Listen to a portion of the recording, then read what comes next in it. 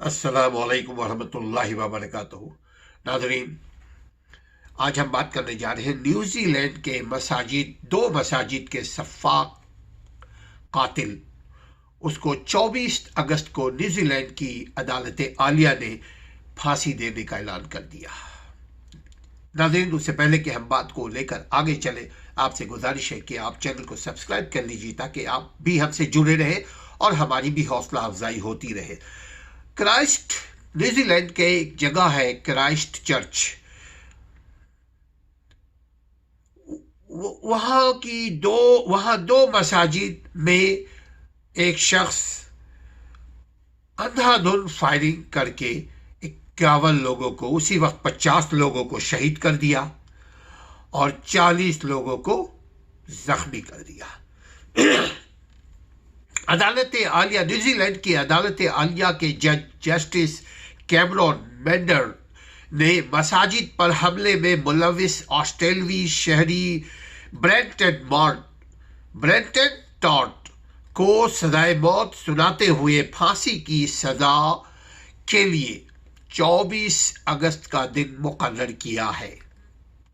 دیر کی وجہ پروسیکیوٹر بتاتے ہیں کہ مساجد میں شہید ہونے والوں کے جو اہل خانہ ہے وہ اس وقت نیوزی لینڈ میں موجود نہیں ہے، کیونکہ کرونا وائرس کی وبا کی وجہ سے وہ باہر ملکوں میں ہے، یعنی پاکستان میں ہے اور دیگر ملکوں میں ہے۔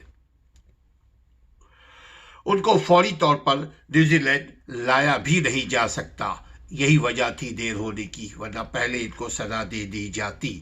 پروسیکیوٹر کا مزید کہنا یہ بھی ہے کہ لواحقین کرونا وائرس کی وجہ سے 24 اگست تک اگر نیوزی لینڈ نہ پہنچ سکے تو مجرم کی پھانسی کے وقت ویڈیو کانفرنس کے ذریعے لواحقین کی موجودگی کو یقینی بنایا جائے گا، یعنی مجرم کو سزا ہوتے ہوئے مرتے ہوئے دیکھ سکیں گے ان کے لواحقین اپنے اپنے ملکوں سے، اپنے اپنے جگہوں سے، اپنے اپنے گھروں سے۔ ان کو ایسا سسٹم پرووائڈ کیا جائے گا۔ واضح رہے کہ گزشتہ 15 مارچ کو نیوزی لینڈ کے کرائسٹ چرچ کے دو مساجد، مسجد انور اور لینڈ مسجد میں آسٹریلوی سفید فارم انتہا پسند مسیحی نے اندھا دھند پاگلوں کی طرح فائرنگ کر کے 51 نمازیوں کو شہید کر دیا۔ اللہ تعالیٰ ان کے روحوں کو سکون بخشے، ان کو جنت فردوس عطا فرمائے، اور 40 زخمی کر دیا، 40 نمازیوں کو، انوسنٹ لوگوں کو زخمی کر دیا۔ ابھی وہ بہتر ہو رہے ہیں، اللہ تعالیٰ ان کو صحت کاملہ ایمان کے ساتھ عطا فرمائے۔ اور مجرم نے سفاکانہ حملے کی ویڈیو فیس بک پر لائیو نشر بھی کر دی تھی۔ یہ دیکھیے کیسا پاگل انسان تھا۔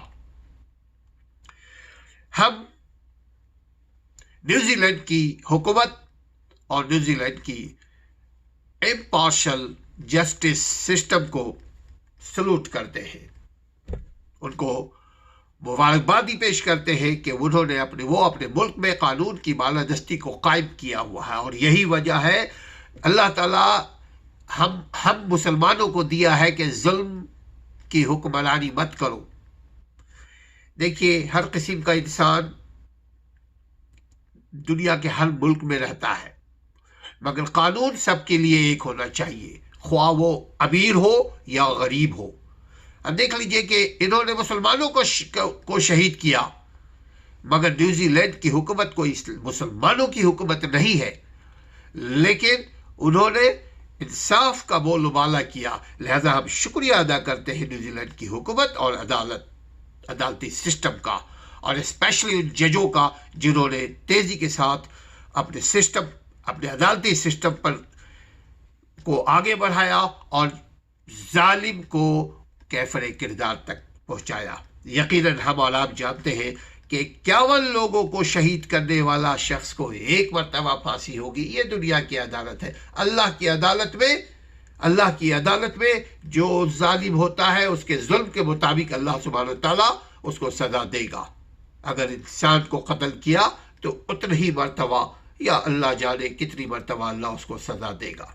انسان ایک مرتبہ پھانسی دے سکتا ہے، لیکن اللہ اس کو پھر زندگی دے گا، پھر اس گوشت کے اوپر کھال لائے گا اور پھر اس کو موت دے گا۔ یہ اللہ کی عدالت ہے۔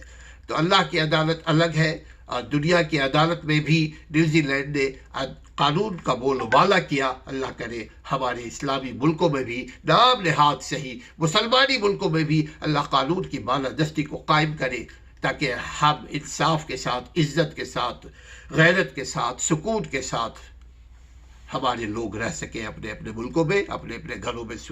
اللہ تعالیٰ ان کی اور جو مر گئے ہیں، اللہ تعالیٰ ان کے لواحقین کو صبر جمیل عطا فرمائے، دین پر قائم رکھے اور دین ہی پر اس دنیا سے اٹھائے۔